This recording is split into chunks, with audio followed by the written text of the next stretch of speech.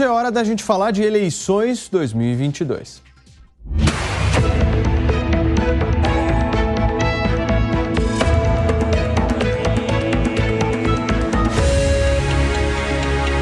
Eleições 2022. Vamos nessa porque o presidente Jair Bolsonaro disse que as pessoas e o governo têm o dever e o direito de aperfeiçoar e desconfiar das instituições. Num tom de campanha, o chefe do executivo reafirmou querer transparência nas eleições deste ano. A declaração foi feita durante a abertura do Encontro Nacional do Agro, promovido pela Confederação da Agricultura e Pecuária aqui do nosso país, promovida inclusive em Brasília. Palavras de Bolsonaro, abre aspas, queremos terminar as eleições sem quaisquer desconfianças de qualquer lado, fecha aspas, foi o que disse inclusive o presidente da República. Ele defendeu a atuação das Forças Armadas no acompanhamento do processo eleitoral. Criticou também a Corte Eleitoral por não aceitar as sugestões que foram pedidas.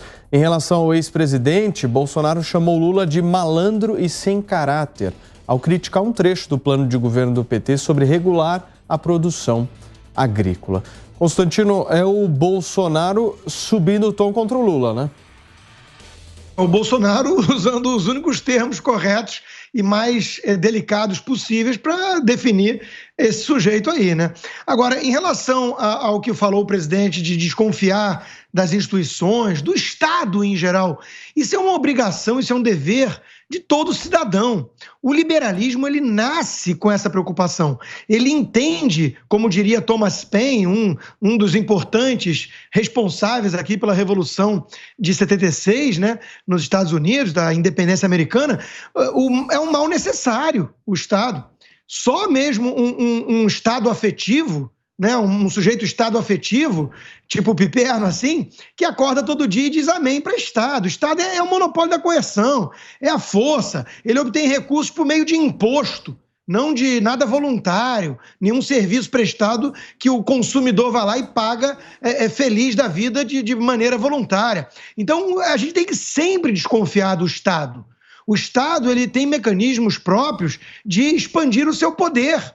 Daí vem essa burocracia, essa tecnocracia, essa cleptocracia, muitas vezes, né, expandindo seus tentáculos, os tentáculos do Leviatã, que é a melhor figura para retratar o Estado como sabia Hobbes.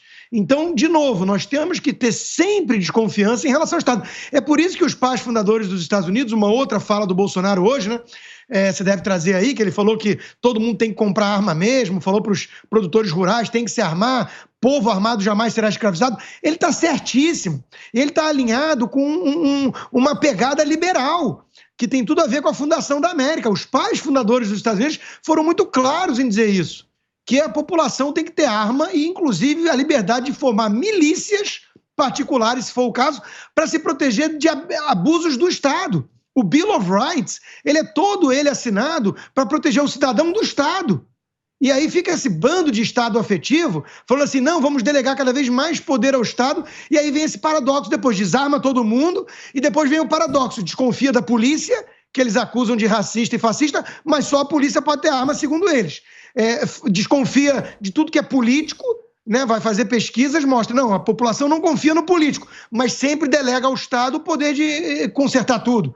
Então, de novo, desconfiar do Estado é a obrigação de todo mundo com 2 neurônios. Você tem que olhar para o Estado, o Ronald Reagan dizia, né, as palavras mais perigosas que existem, oi, eu sou do Estado e estou aqui para te ajudar.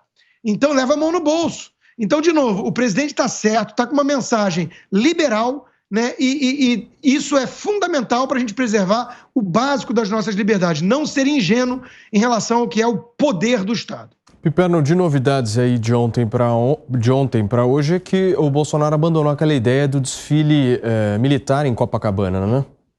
Olha, Paulo, abandonou sim, mas é evidente que ele não tem nenhuma preocupação em reduzir o tamanho do Estado. Ele tem uma preocupação sim em calibrar o tamanho do Estado a fim de atender todos os seus interesses, todos os seus anseios, inclusive o seu DNA pouco democrático, para dizer o mínimo. E, por sinal, em todas essas falas dele, a gente não viu mais nenhuma menção e no programa de campanha dele também falta algo mais explícito em relação à Petrobras, que ele tanto demonizou nos últimos tempos, né? Primeiro, lá em 2018, ele não falava nada, ele era incapaz de apontar que rumo ele queria, se era defensor de uma Petrobras privatizada ou não.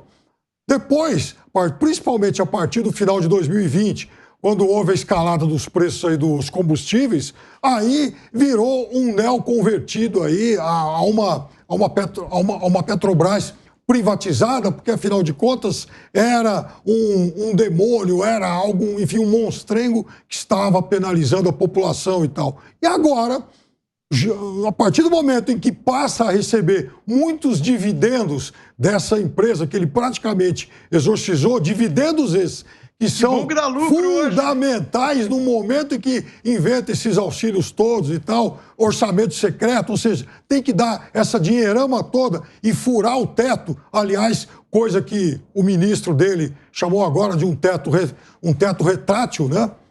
Muito criativo, inclusive.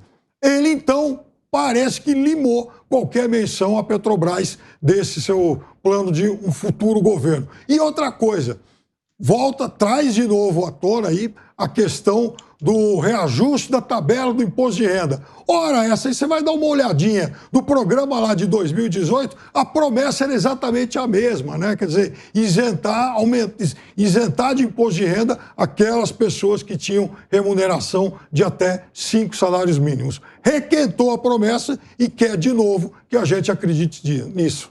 Cris, como é que você vê essas falas do presidente da República, principalmente visto o tempo que nós estamos, né? Nós estamos aí no dia 10 de agosto, a campanha começa daqui a uma semana, esse discurso vai se intensificar ainda mais nesse tom? Com certeza vai, né, Paulo? Já é uma pré-campanha bem aquecida. Eu não vejo absolutamente nada de errado, porque eu estou na parcela de milhões de brasileiros que querem mais transparência no processo eleitoral, que estão legitimamente desconfiados de toda essa imposição, essa tirania da toga, essa imposição de ministros dos tribunais superiores, aí como se eles fossem os reis do Brasil, já querem, além de julgar, investigar, né, tomar para si incumbências que são do Ministério Público, mas agora também querem legislar e executar as leis, o que não lhes cabe conforme o que está estabelecido na Constituição. Mas estão livres, leves e soltos, porque o Senado, que é a instância revisora, se omite, né, na figura do presidente do Senado, Rodrigo Pacheco, nunca vamos cansar de dizer, é ele o responsável por colocar em votação os mais de 40 pedidos de impeachment, também vamos lembrar sempre, há mais de 40 pedidos de impeachment de ministros do STF, que são, por acaso, alguns deles também ministros do TSE, vão estar à frente das eleições, e esses pedidos são ignorados por Rodrigo Pacheco. Eu acho que o presidente está certo também quando fala malandro e sem caráter para o adversário principal das eleições, porque é alguém que foi descondenado por uma manobra dessas cortes superiores, também não vamos cansar de denunciar isso aqui, relembrar, e foi colocado de novo na disputa eleitoral por causa de filigranas jurídicas inventadas no decorrer do processo, e esses mesmos juízes que disseram, aliás, este mesmo juiz, Luiz Fachin, que colocou Lula... Edson Fachin, que colocou Lula solto, este mesmo juiz já tinha julgado em anos anteriores recursos de advogados, tanto de Lula quanto de outros réus da Lava Jato, e jamais desconfiou que o CEP estava errado. De repente, resolveu dizer que a instância para julgar esses casos não era Curitiba e sim Brasília. Então, é manobra, a gente nunca vai cansar de dizer isso, e vamos relembrar. Portanto, chamar de malandro e sem caráter é o mínimo, assim que a gente pode dizer em relação a essa figura que quer voltar à cena do crime, também para usar palavras já ditas por agora, pelo agora candidato a vice na chapa de Lula. Eu só queria falar uma coisinha em relação a uma das falas do Piperno aí, porque não cabe misturar assuntos quando a gente está fazendo uma análise honesta. E vir falar de orçamento secreto no meio de uma análise sobre o que está acontecendo no judiciário brasileiro é, assim, de uma confusão tremenda. Não. Vamos lembrar, Piperno, vamos lembrar o que o presidente disse nessa entrevista extremamente bem sucedida, com mais de 10 milhões de visualizações, já recorde do YouTube Brasil, com 600 mil pessoas assistindo ao mesmo tempo, que talvez você não tenha assistido, né? E talvez você não tenha visto as várias explicações anteriores dele e dos congressistas, que são 513 na Câmara, 81 no Senado.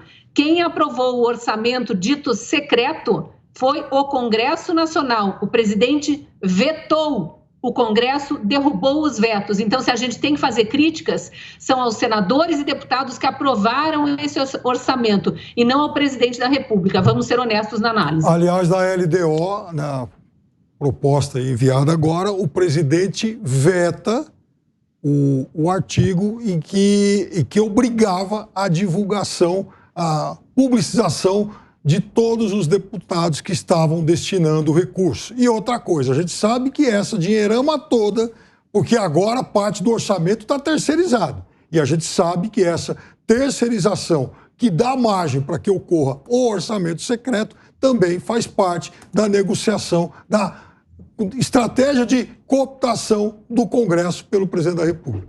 Serrão, como é que você enxergou essas falas do presidente, principalmente a estratégia em cima disso? Olha, a gente vai ver na campanha candidatos fazendo promessa e candidatos se xingando mutuamente. Isso é do jogo, isso é absolutamente normal. Agora eu queria chamar o meu VAR para um ponto específico da fala do presidente Bolsonaro. O presidente Bolsonaro tem usado a palavra transparência. Presidente, você tem pregado muito que a gente tem que jogar nas 4 linhas da Constituição, né? Então vamos lá, deixa eu dar a minha caneladinha, meu toquinho aqui básico. Na Constituição, artigo 37, a palavra que existe é mágica, a gente precisa dela no Brasil, ela é a palavra da publicidade, que vem de publicis, vem do público. Então, tudo no poder público tem que ter publicidade. Nós queremos uma eleição com publicidade. Isso só é possível se a eleição permitir a contagem pública dos votos. Isso é um pressuposto. A nossa ainda não permite. Nossa urna de primeira geração não é a ideal. Tínhamos que ter, pelo menos, no mínimo, na pior hipótese, uma urna de terceira geração que permitisse a materialidade do voto. Aí a publicidade começa a ser cumprida. Da mesma forma como a publicidade tem que ser evidente em todos os gastos, em todos os atos de todos os poderes, do Executivo, do Legislativo e do Judiciário. A sociedade brasileira tem que repelir duramente qualquer possibilidade de emenda em que não fique claro de onde está saindo o dinheiro e para onde está indo esse dinheiro. Não tem orçamento secreto. Isso é um papo furado que parte da imprensa está utilizando para acobertar algo que não pode existir, não existe. Cadê o Tribunal de Contas da União? Para que ele serve? Ah, mas ele vai investigar essas contas? Não vai. Por quê? Porque lá no Tribunal de Contas estão os políticos que foram indicados pelos políticos para fiscalizar a eles mesmos. Então, no Brasil, enquanto você não tiver a sociedade, o cidadão fiscalizando diretamente a coisa pública, a coisa não vai mudar. O Ministério Público, quem fiscaliza? Ele próprio. O Judiciário, quem fiscaliza? Ele próprio. O Executivo, quem fiscaliza? Finge que é o TCU, mas é político. Então, a fiscalização no Brasil é mentirosa, é hipócrita e, em algumas vezes, canalha e criminosa. Isso tem que acabar.